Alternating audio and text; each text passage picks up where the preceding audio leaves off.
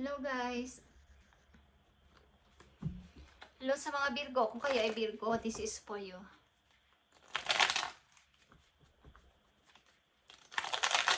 Virgo, ang message nito ay para sa iyo. Today, simula sa araw na ito pag ito inyo nakita o napanood. Okay, Virgo. Tingnan natin ang message for you.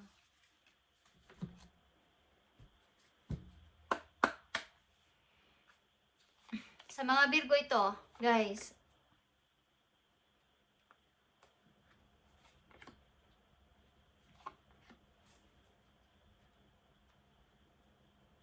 King of Swords is here, followed by Page of Pentacles, guys. So, maaaring mga dumating sa inyong opportunity, kaya lang sa tingin nyo ay maliit lang, kaya hindi nyo tinatanggap, guys. So, kung kayo ay naghahanap ng trabaho at sa palagay ninyo is hindi ito yung inyong ine-expect, ay tanggapin nyo kahit papano is merong dumarating. Okay, maaaring ilan sa inyo si ba ang inaasahan? Maaaring meron kayong mga pangarap na mas higit pa doon sa mga no-offer sa inyo. Yung mga gusto ninyong mangyari is mas higit pa doon. Kaya yung mga offer sa paligid, yung mga pinag-a-applyan ninyo o something na dumarating na mga alok is parang maliit lang para sa inyo. Gusto ninyo yung hindi masasayang inyong oras kung kayo ay magtatrabaho is ibinubuhos nyo kasi ang inyong oras doon at ang inyong dedikasyon.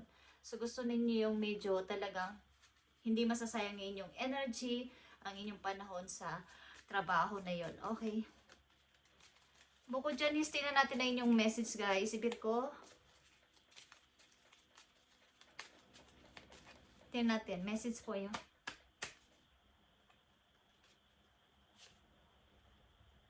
Okay. Andito ang beware of what you are projecting for qualities you admire in one another are qualities you both possess. So, maaaring ang mga nagugustuhan yung person ay hindi pare-pareho, but may mga time na kayo ay maaaring na-obsess o something kapag kayo nagkagusto is nandun na ibinibigay nyo yung inyong buong time at para na kayo nako-comfort doon. Kaya iwasan nyo o maingat kayo sa ganitong klaseng o pagkahumaling sa isang tao na inyong magugustuhan, lalo na sa pag-ibig, is baka halimbawa lang na mawala o magkaroon kayo ng hiwalayan is hindi ka agad kayo maka-move on. Okay, yun ang inyong iingatan. Virgo, so tingnan natin na unang message sa inyo. So speaking sa mga sinabi ko is, andito ang temptation. Maaaring ilan sa inyo ay nasa relasyon, tuman ay kasal or kinakasama nyo pa lang is hindi na kayo okay ng iyong kinakasama o ng inyong asawa. Virgo, at nagkakaroon talaga ng hindi pagkakaintindihan sa inyong relasyon. May mga nagsisinungaling dito at maaaring hindi pagtulong, lalo na sa pananalapi, hindi pagtulong sa mga gastusin o something na mahalagang challenges sa inyong buhay bilang magpartner ay hindi kayo nagtutugma na dalawa. At sad to say, all of the sudden naman is meron namang mga bagong dumarating nga talaga sa inyo, kaya lang is andun yung inyong pagtanggi. Okay. So ilan sa inyo dito ay nagkukulang sa sa pamumuhay is hindi masyadong maluwag sa ngayon, guys. At ang ilan sa inyo is nasa healing process pa rin. Hindi ko alam kung nabigo kayo sa pag-ibig o may ganito nga kayong kinahumalingan na relasyon. Maaaring hindi kayo makalabas dito o something is mahirap makalabas talaga dahil kasal, ilan sa inyo. But hindi na kayo nagkakaunawaan sa bahay. Okay? Tignan natin itong temptation, Virgo, para sa'yo. Temptation. Andito ang Page of Cups. Ito ang Four of Cups. At nandito ang Ace of Cups. So, dito yung love, guys. Kaya lang ay talagang hindi, halimbawa ito, guys, okay? Yung may sadista at yung madista, sabi nila. Yung nasasaktan, nananakit, but parang wala lang. Parang hindi Yun naman ay physical, emotional, na sa emotion kayo sinasaktan o sa physical is, aliman dyan is, parang nagiging immune na. Okay guys? Something may love pa din kahit ganito ang nangyayari sa inyong relasyon. Tingnan natin ang 7 of Swords, Virgo, 3 of Cups, 2 of Cups, and 10 of Pentacles.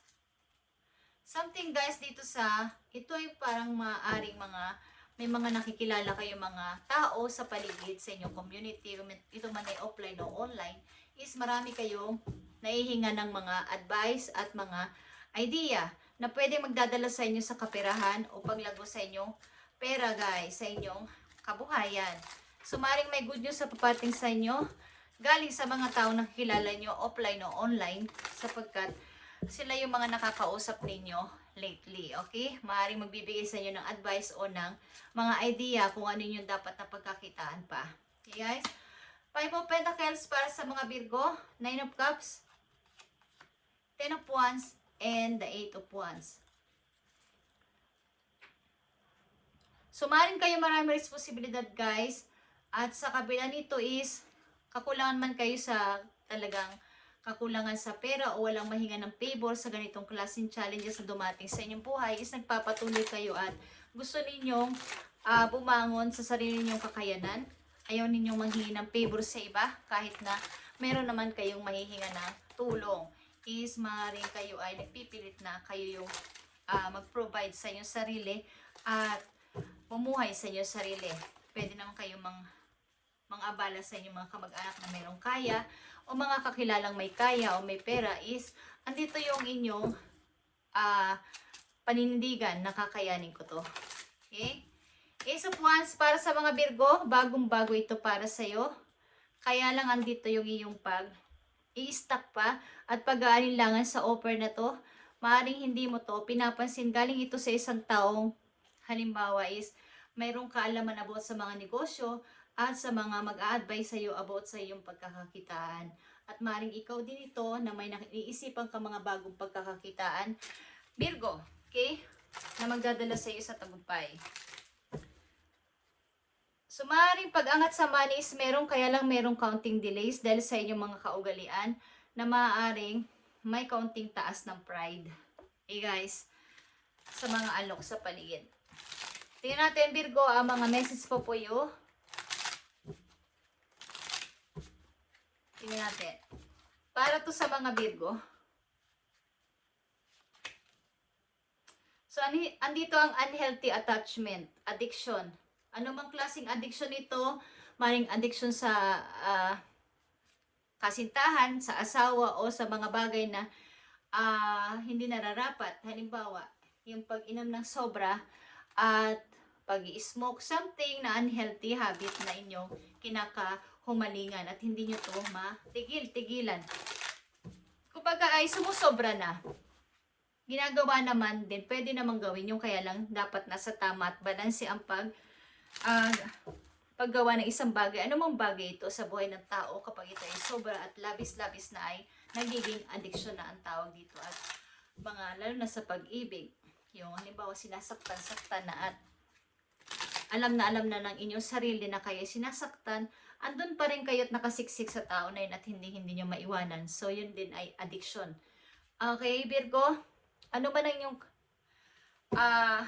kinasasadlakan sa ngayon is mayroon something addiction sa inyong habit. Unhealthy habit, guys. Okay, kaya nagkakaroon ng delays ang inyong mga paparating na bagong mga opportunity. Maaari rin may kataasan ng inyong pananaw sa buhay. Kumbaga hindi kayo basta-basta sumusunod sa mga bagay o sa mga sinasabi ng ibang mga mas nakakatanda sa inyo. So, may konting dapat baguhin dito. Virgo, para sa inyo, tuloy-tuloy na pag-unlad. Kumbaga ay, habang wala pa kayo at hindi pa naman kailangan din ng tulong ng ibang tao. Kailangan din ng advice nila. Kahit alam nyo na ang totoo, kahit alam nyo ang mas alam nyo yung bagay na yung kesa sa kanila, pabayaan nyo muna silang magsalita. Because sila ay parang nahubog na ng panahon. Bagamat iba na ang henerasyon sa ngayon, kung kayo bata pang Virgo na nandito at may nag-a-advise sa inyo mas matanda sa inyo, at sa palagay ninyo ituto lang inyong kalooban, ay pabayaan nyo muna silang magsalita at ipahayag sa inyo ang kanilang mga gustong mangyari kahit tutol kayo. Sapagkat may malalaman at malalaman din kayo sa mga nagpapayo. Okay? Kahit may sarili pa kayong pananaw sa buhay. Virgo, tingnan natin pa ang message po yun.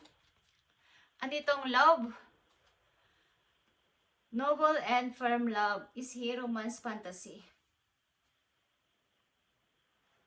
Maaaring kayo ay nandito sa fantasy. Okay? Andito yung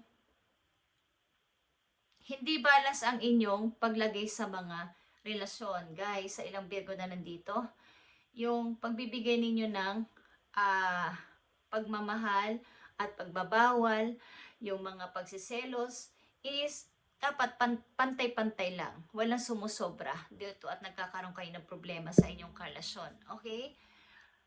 At last message po kayo ay nandito pa sa healing process at hindi nyo alam kung ano ang dapat nyo pang gawin sa inyong kalagayan sa ngayon, guys. Sa ilang Virgo na nandito. Sapagkat may sarili kayong pinaniniwalaan. Yan sa inyo, guys. Maaring sa mga nakakarelasyon ninyo, minsan nakikita ninyo ang inyong refleksyon, ang inyong shadow sa nakaraan. So, nagkakaroon ng complex ang inyong pagsasama dahil parang nasasalamin nyo sa inyong partner ang inyong nakaraan. So, halimbawa is, may masama kayong trauma sa inyong, may trauma kayo sa inyong kinalikihang lugar, sa inyong pamilya, is, andito yung bumabalik ang nakaraan kapag medyo nasisigawan kayo ng inyong partner or napapagbawalan sapagkat ganun din ang nangyari sa inyo nung mga bata pa kayo or sa inyong kinalagyan dati na hindi nyo masabi-sabi sa maraming tao, lalo na sa inyong partner. So, hindi kayo nagkakaintindihan ng inyong kinakasama o asawa dahil sa inyong nakaraan. Okay, guys? So, kailangan dito ng acceptance o healing para sa iyo, Virgo. I accept every step that life presents me without resistance. I try to find out what the universe is trying to teach me and so that I can grow. Thus, I advance and freedom on the path of light. So, ibigay ninyo kay God, kay universe, sa mga guides ninyo ang inyong mga alalahanin, ang inyong worry, ang inyong mga nakaraan. Sabihin ninyo sa kanilang inyong pagod, gusto niyo ng kapahingahan ng isip at mawala na to sa inyong puso ang dulot ng nakaraan kung meron sapagkat nagre-reflect ito sa inyong kasalukuyan. So kailangan lang dito ng acceptance, pag-accept sa nangyari at pagpapatawad sa mga may nagawa sa inyong kasalanan. Okay? At kumbaga, doon na kayo tumingin ngayon sa present. Huwag na yung past. Mahirap mang gawin, but step by step, guys. Madaling magpayo. At sa may katawan is mahirap talaga yon. Kaya lang, pakunti-kunti is magiging okay ang lahat, Virgo. Okay? So, kayo ay mag-grow about buhat dito sa inyong karanasan. Mas magiging matured pa kayo. Dahil sa kasalukuyan, nagagamit nyo yung kumbaga nagpatibay itong karanasan ninyo sa mga naranasan nyo sa kasalukuyan is para kayong matatag. Kaya nga ditong King of Swords, napaka-logic nyong mag-isip. Hindi hinahaluan ng emosyon, paminsan-minsan ng inyong mga desisyon, at madali kayong magsalita ng yes or no. Wala na kayong paligoy-ligoy pa. At medyo harsh. Okay? Virgo, ito inyong reading today. Sa mga Virgo na nandito at ganito yung sitwasyon, kailangan ninyo ng kung may something unhealthy habit kayong hindi maiwan-iwan or wala na sa balanse, is i-balance nyo na lang, okay? At magiging okay din ang lahat para sa inyo. At maaaring dapat kami mapagsabihan ng inyong mga nararamdaman sa puso ninyo para matanggal na to inyong mga nagbabalik lahat galing sa nakaraan. Meron kayong mga naaalala at hindi nyo pa ito masabi-sabi kahit kanino. Kaya andito yung kalungkutan pa din at nalilito kapag nagkaroon ng karelasyon is nagre-reflect yung nakaraan. Okay? Virgo, thank you and God bless sa inyo lahat guys. At sana kayo ay medyo lumambot ang puso. Okay? Medyo palawakin pa ang pakikinig sa iba. Okay? Matutong makinig pa minsan-minsan at huwag palaging ako yung tama. Siguro nung kabataan ng ilan sa inyo, lagi kayo sasabihan ng kayo ay mali. Kayo ay lagi may kasalanan kahit wala naman. So hindi nyo masabi-sabi dati dahil wala kayong kakayanan. At sa ngayon, marami na kayong natutunan, nalaman. At sa mga nagkakamali sa inyo is parang nagbabalik na gusto nyo kayo naman yung magsabi nun. So napakahirap ng inyong nararamdaman. Konting pahinga ng isip at isabihin nyo kay God ang inyong pakiramdam. At talagang maglilinaw agad yan ng mabilisan kapag ibinuhos niyo sa Kanya, sinabi niyo sa Kanya inyong nararamdaman talaga. At gusto niyo ng kapahinga ng isip, ng puso ninyo, okay? At maging bago lahat. Thank you Virgo and God bless.